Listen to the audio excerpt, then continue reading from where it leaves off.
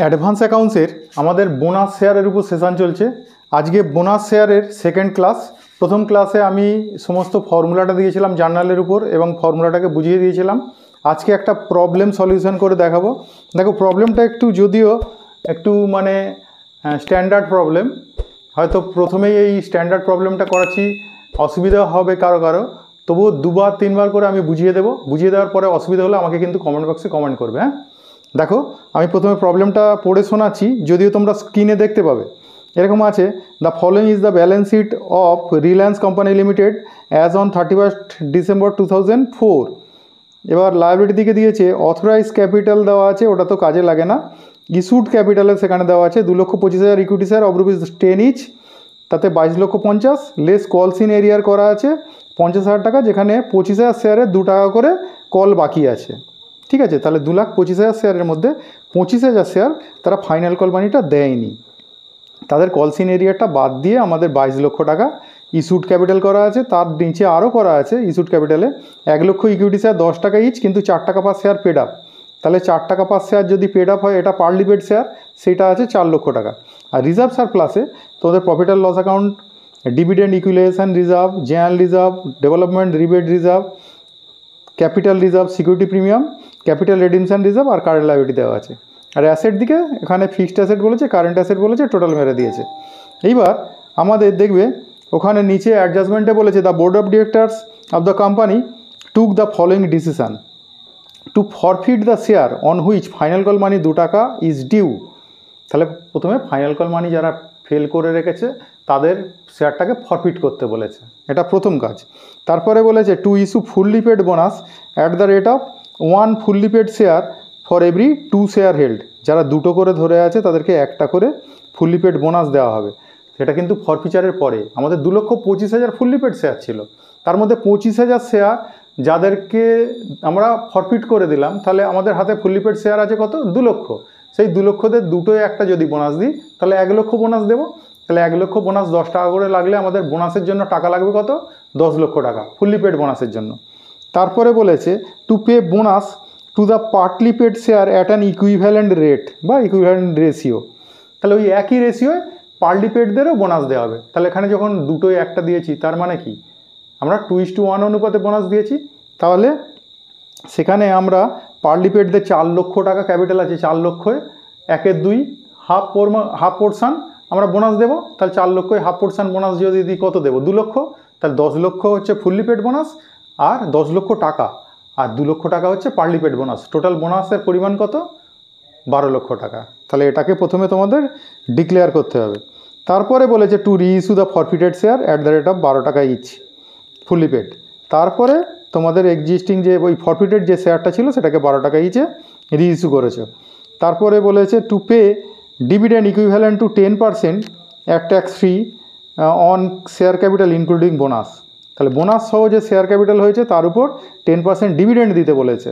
সেই জন্যই দেখো একটা ডিভিডেন্ড ইকুইলাইজেশন রিজার্ভ তৈরি করা আছে অলরেডি, তাহলে ওটাকে আমরা ইউটিলাইজ করবো ওখানে। তারপরে বলেছে to issue right share in the ratio of 1 fully paid share for every 4 existing share held after bonus issue at the rate of 15 টাকা ইচ। তাহলে বোনাস ইস্যুর পরে আমাদের যে এক্সিস্টিং শেয়ার হোল্ডার রয়েছে তাদের রাইট শেয়ার ইস্যু করবো। Right share means কি? রাইট শেয়ার মিনস হচ্ছে আমরা শেয়ার হোল্ডারদেরই শেয়ারে বিক্রি করব, কিন্তু টাকায় বিক্রি করব।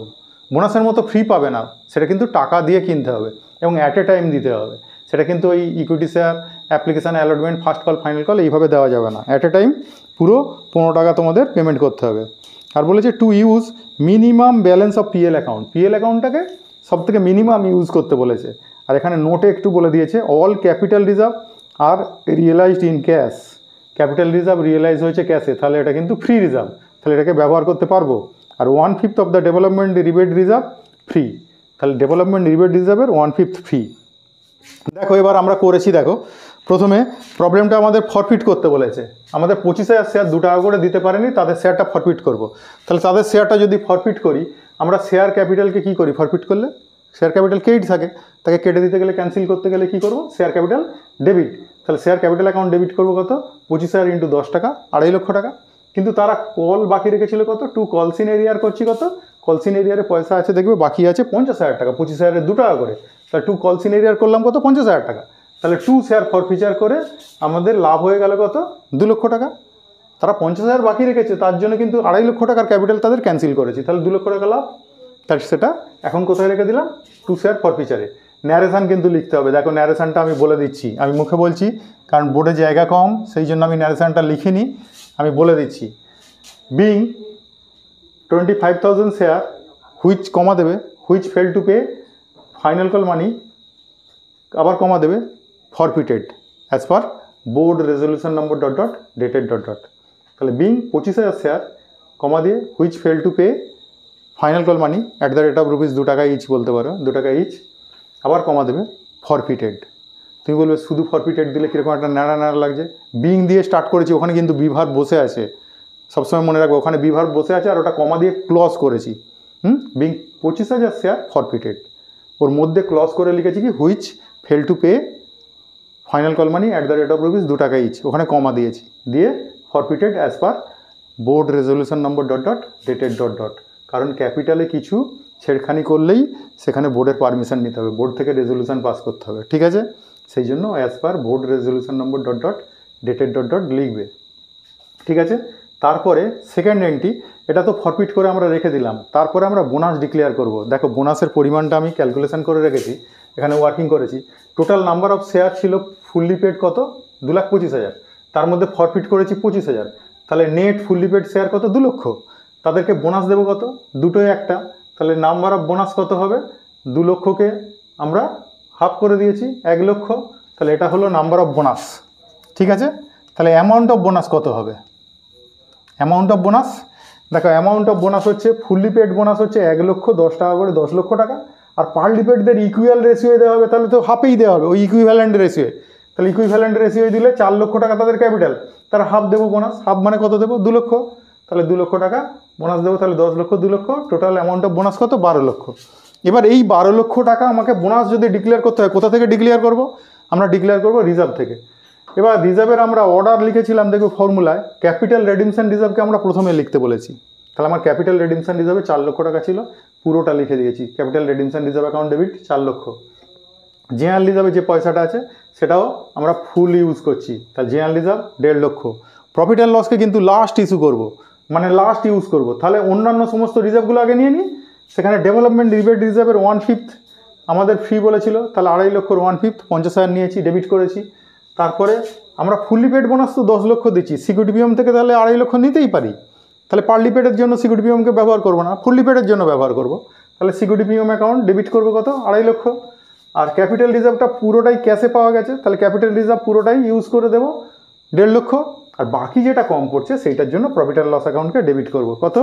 2 লক্ষ। এটা দেখো প্লাস করে 12 লক্ষ হচ্ছে কি, দেখো এটা 2 4 2 6 লক্ষ, আর 4 লক্ষ 10 লক্ষ, 2 লক্ষ 12 লক্ষ, ঠিক আছে? তো এই পয়সাটা আমরা পাঠাবো কোথায়? To bonus to share holder, তাহলে বোনাস টু শেয়ার হোল্ডারে পাঠাবো কত? 12 লক্ষ। তাহলে এটা হলো বোনাসটা সবে ডিক্লেয়ার করলাম। তাহলে কি লিখবে? ন্যারেশন কি লিখবে?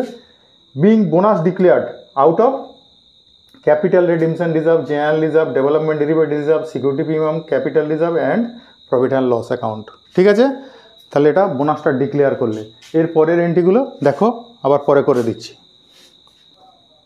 দেখো এইবার আমাদের বলেছে যে বোনাসটা যেটা আমরা ডিক্লেয়ার করলাম 12 লক্ষ টাকা, ওই বোনাসটা আমাদের কি করতে হবে? ক্যাপিটালে ট্রান্সফার করতে হবে। তার আগে আমাদের দুটো বোনাস আছে, এখানে দেখবে পার্টলি পেড বোনাস হচ্ছে 2 লক্ষ টাকা, আর 10 লক্ষ টাকা হচ্ছে ফুললি পেড বোনাস। তা প্রথমে যদি পার্টলি পেড বোনাসটা করি, আমরা প্রথমে ফার্স্ট কল মানি ডাকবো।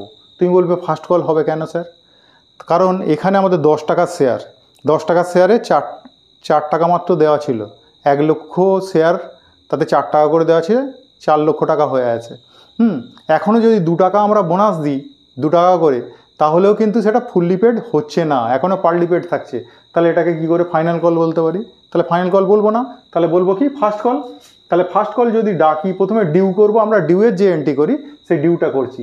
Equity share first call account debit to share capital, first call account debit to share capital কত করব? 2 লক্ষ 2 লক্ষ, যেটা 1 লক্ষ শেয়ার 2 টাকা করে 2 লক্ষ টাকা ডাকলাম। এবার এই আমাদের ফার্স্ট কলের টাকাটা আমরা যদি রিসিভ করি, আমরা করতাম bank account debit to equity share first call, কিন্তু ব্যাঙ্ক না নিয়ে আমরা এই টাকাটা নিচ্ছি কোথা থেকে? বোনাস থেকে। তাহলে বোনাস টু শেয়ার হোল্ডার ওখানে ক্রেডিট ছিল আমাদের 2 নম্বর এন্ট্রিতে, সেই bonus to share holder account debit করে এখানে ব্যবহার করবো কত? 2 লক্ষ to equity share final call. তাহলে ব্যাংক টু ফাইনাল কল হওয়ার কথা ছিল, সেটা করছি বোনাস টু ফাইনাল কল। ঠিক আছে, 2 লক্ষ 2 লক্ষ, তাহলে পুরো 2 লক্ষ টাকা এলো কোথা থেকে? বোনাস থেকে এলো।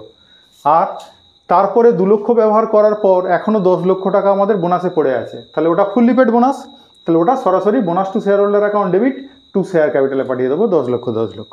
তাহলে বোনাসটা মিটলো। এবার বলেছে ফরফিটেড শেয়ারগুলোকে আমরা রিইস্যু করেছি 12 টাকা করে। তা আমাদের ফরফিটেড শেয়ার ছিল কত? 25,000। তাহলে আমরা যদি 12 টাকা করে রিইস্যু করি, তাহলে ব্যাঙ্ক অ্যাকাউন্ট ডেবিট করবো 25,000 × 12, কিন্তু ক্যাপিটালে পাঠাবো কত? 25,000 × 10, আর সিকিউরিটি প্রিমিয়ামে পাঠাবো কত? 25,000 × 2, 50,000 টাকা। এই হচ্ছে আমাদের রিইস্যু করলাম। রিইস্যু করলেই দেখবে আমরা ফরফিট করার সময় 2 লক্ষ টাকা শেয়ার ফরফিচারে রেখেছিলাম, তাহলে সেটা তো লাভ হয়ে গেছে। তাহলে সেই এন্ট্রিটা কী করবো? একটা ক্যাপিটাল রিজার্ভে ট্রান্সফার করব। দেখো এর পরের এন্ট্রি কী হবে। দেখো আমরা ফরফিচার করে যে লাভটা করেছিলাম, সেই লাভটাকে আমরা কোথায় ট্রান্সফার করবো? ক্যাপিটাল রিজার্ভে। তাহলে পরের এন্ট্রিতে আমাদের শেয়ার ফরফিচার অ্যাকাউন্টে দেখবে ক্রেডিট হয়েছিল 2 লক্ষ টাকা। তাহলে সেটাকে যদি ক্যাপিটাল রিজার্ভে ট্রান্সফার করি, share forfeiture account debit to capital reserve 2 lakh 2 লক্ষ ট্রান্সফার করে দিলাম। মানে ফরফিচার করে যে লাভটা হয়েছিল ক্যাপিটাল রিজার্ভে ট্রান্সফার হয়ে গেল। এরপরে আমাদের 10% ডিভিডেন্ড দিতে বলেছে আফটার বোনাস। বোনাসের পরে যে শেয়ার ক্যাপিটাল হয়েছে তার উপর 10% ডিভিডেন্ড দেবো। তাহলে আমি একটু ওয়ার্কিং করে নিই না। আমাদের number of fully paid share ছিল দেখো 2,25,000, তাতে বোনাস দিয়েছি, ফুললি পেড বোনাস দিয়েছি 1 লক্ষ। না, total number of fully paid share হয়েছে কত? 3,25,000। এবার total amount of share capital কত? তাহলে ফুললি পেড শেয়ার হচ্ছে 3,25,000 × 10, তাহলে সেখানে করলে কত হচ্ছে? 32,50,000। আর পারলি পেড শেয়ার 1 লক্ষ, যেটা 4 টাকা করে ছিল সেটা 6 টাকা করে বোনাসের পরে হয়ে গেছে, তাহলে কত হয়েছে? 6 লক্ষ টাকা। তাহলে 6 লক্ষ আর 32 লক্ষ, 32 6 38,50,000, এটা হচ্ছে শেয়ার ক্যাপিটাল। তাহলে এর উপর যদি 10% ডিভিডেন্ড দিই, তাহলে অ্যামাউন্ট অফ ডিভিডেন্ড কত হবে? 38,50,000 10%, তাহলে 3,85,000। এবার আর একটা ক্যালকুলেশনও করে নেওয়া হোক। আমাদের বলেছে ফুললি পেড শেয়ার যে আছে না, তাদের রাইট শেয়ার ইস্যু করা হবে 4টে একটা। তাহলে total number of fully paid share কত? 3,25,000। তাদের 4টে একটা যদি রাইট শেয়ার দিই, তাহলে কত রাইট শেয়ার দেবো? 3,25,000কে ইন্টু 1/4 করেছি 81,250। তাহলে এই ওয়ার্কিংটা করা থাকলো। চলো এবার ডিভিডেন্ডটা দেওয়া হোক। ডিভিডেন্ড যদি দিই, আমরা ডিভিডেন্ড ইকুইলাইজেশন রিজার্ভে একটা 1 লক্ষ টাকা আছে, তাহলে সেই পয়সাটা আগে ইউজ করি। তাহলে ওটা তো রিজার্ভে ছিল, তো রিজার্ভ মানে ক্রেডিট ছিল, তাহলে তাকে ইউটিলাইজ করলে কি করব? ডেবিট করব। তার dividend equalisation reserve account debit করলাম 1 লক্ষ, আর আমরা তো 3,85,000 দেবো, তাহলে বাকি পয়সাটা পিএল থেকে নিই। তাহলে profit and loss account debit করলাম 2,85,000, টু ইকুইটি শেয়ার হোল্ডারে পাঠাবো কত? 3,85,000। এটা নারেশন কি লিখবে? বিং 10% ডিভিডেন্ড ডিক্লেয়ার্ড করা হলো, declared on share capital after bonus. ঠিক আছে, তারপরে এবার ওই ডিক্লেয়ারের পরে এবার ডিভিডেন্ডটা যদি পেড করি, তাহলে পেড করলে কী দিয়ে পেড করবো? ব্যাংক দিয়ে। কাদের পেড করবো? ইকুইটি শেয়ার হোল্ডারদের। তাহলে যেখানে আমরা করেছি দেখো dividend equalisation reserve debit, profit and loss account debit, আর দিচ্ছি কাদের? ডিভিডেন্ডটা দেবো কাদের? ইকুইটি শেয়ার হোল্ডারদের। ক্রেডিট করে রেখেছিলাম, ইকুইটি শেয়ার হোল্ডারদের ক্রেডিট করে রেখেছি। তাহলে ইকুইটি শেয়ার হোল্ডারদের পয়সা ডিউ করে রেখেছি, এখনও কিন্তু পেমেন্ট করিনি। এবার যদি এই পয়সাটা পেমেন্ট করে দিই, তাহলে equity share holder account debit to bank 3,85,000। তুমি বলবে স্যার এখানে তো একবারে করতে পারতেন, dividend equalisation reserve PL account debit to bank একবারে। কিন্তু টু ব্যাংক ওই একবারে করা যায় না, আগে ডিউ করতে হয়, পয়সাটা ইকুইটি শেয়ার হোল্ডার অ্যাকাউন্টে ট্রান্সফার করতে হয়, তারপরে কিন্তু ইকুইটি শেয়ার হোল্ডারকে ডেবিট করে ব্যাংক দিয়ে পেমেন্ট করতে হয়। অ্যাট এ টাইম একবারে করা যাবে না। এখানে প্রেফারেন্স ডিভিডেন্ডও তো থাকতে পারতো, তাহলে ইকুইটি শেয়ার হোল্ডাররা কত পাবে সেটা একটা হবে, প্রেফারেন্স শেয়ার হোল্ডাররা কত পাবে সেটা একটা হবে। তা টু ব্যাংক একসাথে করে দিলে কারা কতটা পাবে বুঝতে পারবো না, তো সেই জন্য হোল্ডার দিয়ে ট্রান্সফার করতে হবে। আগে একবার হোল্ডারকে ক্রেডিট করলাম, তারপর হোল্ডারকে ডেবিট করে তারপর পেমেন্ট করলাম। এইবারে আমাদের রাইট শেয়ার ইস্যু করতে হবে, 15 টাকা করে রাইট শেয়ার ইস্যু করা হচ্ছে। রাইট শেয়ার ইস্যু করলে আমরা কি করব? ব্যাংক অ্যাকাউন্ট ডেবিট করব 81,250 × 15 টাকা ডেবিট করলাম, এটা 12,18,750। টু শেয়ার ক্যাপিটালে পাঠাচ্ছি 81,250 × 10 টাকা, আর টু সিকিউরিটি প্রিমিয়ামে পাঠাবো কত? টু সিকিউরিটি প্রিমিয়াম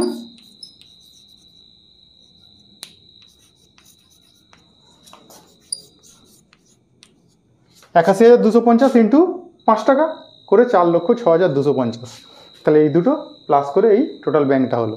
ঠিক আছে, তাহলে এই রাইট শেয়ার ইস্যু করা হলো। তাহলে এই দেখো এই প্রবলেমটায় শুধু যে বোনাস আছে তা না, তাহলে বোনাসের সঙ্গে তোমরা তার সাথে সাথে কিছুটা শেয়ার ফরফিচার করলে, প্রথমে ফরফিচারটা রিইস্যু করলে, রিইস্যু করার পর সেখানে তো তারপর বোনাস দিয়েছো, বোনাস দুরকম ছিল, ফুললি পেড বোনাস আবার পার্টলি পেড বোনাস, তারপরে আবার ডিভিডেন্ড ডিক্লেয়ার করেছো, ডিভিডেন্ড পেড করেছো, তারপরে রাইট শেয়ার ইস্যু করেছো। তাই সব রকম মিলিয়ে অঙ্কটাকে পুরো বড় করা আছে। আর এই প্রবলেমটা খুব ভালো প্রবলেম বলে আমি সলিউশন করে দিলাম।